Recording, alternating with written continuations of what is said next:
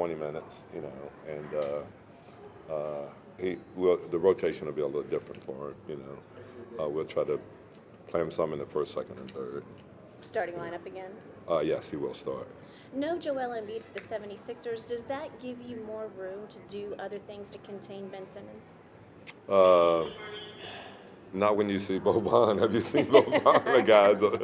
No, but obviously Embiid is a great player, and he also anchors the defense. So, with Ben, great facilitator. So we'll have to try to do it as best we can to try to keep him out of the paint and try to keep him on the perimeter, which is not easy to do also. Improved defense for the Pelicans as of late. What's the key to sustaining that tonight? We just have to do a good job. I think it starts with individual defense. I think you got to be able to guard your position, and then obviously you got to be in a help position. Adding Tobias to this team really makes him a completely different team. He's such a great offensive player, has the ability to take the ball to the basket.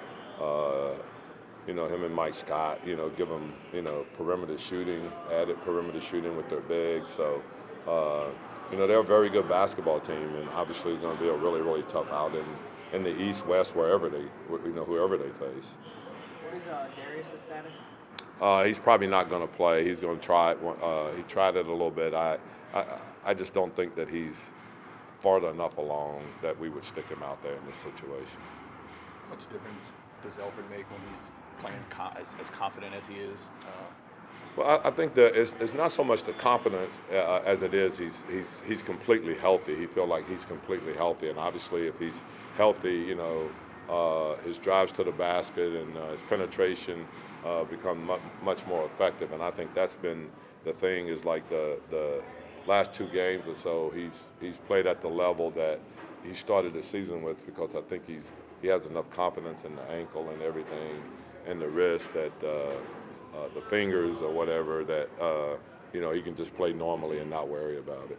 How much do you think it's helped having a set plan for AD, for Drew, those guys, knowing the situation you're in right now instead of where you guys were pre-All-Star break? Oh, I think any time that, and the thing about AD, anything that we've decided, we really have been totally transparent. We sit down with him and we say, this is what we see, and this is the minutes that we see.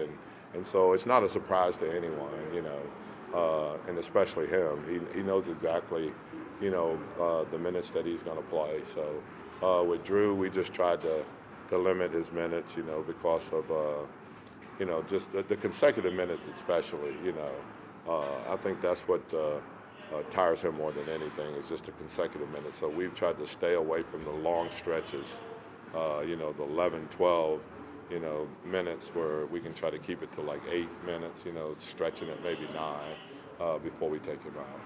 Nights that he doesn't play, do you feel like those guys maybe have a little bit more chip on their shoulder, have something a little bit more to play for? Do you notice a different energy? I think you kind of draw that out in the games that adjustment. I think what happens in those situations is that you have a group of guys that are trying to establish themselves in the league too. So more so than anything, I don't think it has a lot to do with AD, more so than just this is my opportunity to play and this is my opportunity to shine. So I'm going to do everything I can. Excuse me. I'm going to do everything I can so that I'm noticed out here also. I think that's the motivation as much as anything. Y'all use 26 starting lineups. Have you ever been with a team that's come close to that? Yeah, last year. Last year. I don't know how many we used last year, but it had. Yeah, 3 years ago it was. We were by far the team. So it's just part of it, and I think that the one thing I think as a coach you can't do is that you can't have pity parties, because if you have pity parties, then your players feel like they can have pity parties also. So I just remember, when I first was in the league, and Pat Riley had a lot of injuries when he was in Atlanta. I think even Alonzo Mourning may have gone down, and he just plugged in a guy and said, hey, that's why you have 12 guys on your team and you play and you do the best you can, and that's the way I look at it. It doesn't matter how if you go out and you play and you compete. We went to Houston. We we had one out of our top 6 guys that played, you know, and I think the other guys just felt like, hey, I'm an NBA player, I have an opportunity, you know, I'm going to play hard and compete, and we'll see what happens. The success that Oklahoma has had recently, what do you think has just been the biggest contributing factor to that? You know, I think the main thing with him is that if he feels like the coach has confidence in him, you know, and the coaching staff, that I think that fuels him a little bit. He's put in the work. He's worked extremely hard. You know, we keep talking to him about, you know, there's going to be a time where the opportunity is going to be there for you to play, and you got to seize the moment, really. And I think he's done that. You know, he had a stretch of games, you know, you know, the last 10 games he's averaging almost 17 points and 10 rebounds, and he's done it really, really efficiently. So I like him. I mean, he's you know, guy's 22 years old or whatever, and he's got a really bright future, I think. How much improvement have you seen in Alfred now that he's getting his feet under him and he's kind of getting more comfortable playing the minutes where he's at? Right A lot, like I said. I think for him, he feels healthy and feel like he can do some of the things that he's been a little reluctant to do, and because of that, I think, you know, his play has been much better simply because he's had a lot more confidence.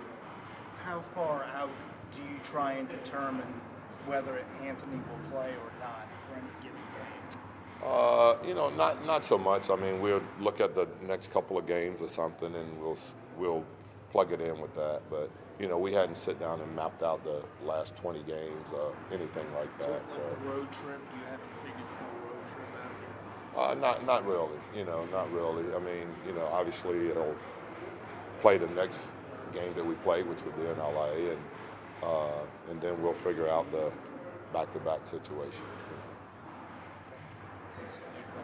All right. Baltimore Claws.